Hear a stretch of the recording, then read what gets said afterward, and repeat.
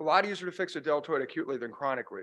Great point. The other thing, just to reiterate, beware of chronic combined instability patterns. We're seeing more and more of it. Like you mentioned, was you get the lateral instability, but you got to recognize whether there's medial instability with it, because if you don't address the medial instability, you get a recurrence to the lateral side as well. So great points on that, Mark. So I get to show you a little bit about my world, high ankle sprains, and where are we right now in the basically the elite athlete with high ankle sprains.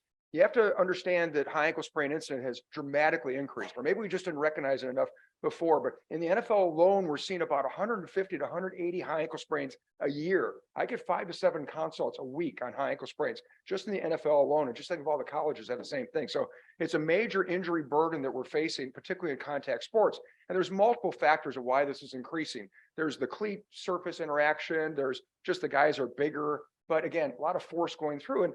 And so again, you have all these high incidences, so a lot of high ankle sprains, a lot of different ways that they occur. So you'll see that video on top, classic contact injury, lateral side of the leg, and then you get extra rotation, somebody lands on them.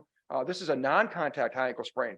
Right there, the guy goes up and then boom, he gets caught up in the turf, extra rotation injury. So it can be both contact, non-contact, and a lot of different variations of what structures are involved, whether it's soft tissue, bone, medial, lateral, various grades of severity.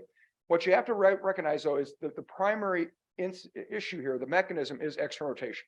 And that external rotation rarely creates an isolated syndesmotic injury. So that's the thing you got to understand. These do not occur in isolation. You can have multiple injury patterns. The high ankle sprain, the Weber C fibular fracture, Mason-Newth fibular fracture, all these can happen. Now, we spent a lot of money, a lot of NFL money looking at the high ankle sprain. We did cadaver, basically modeling of the injury, then dissections.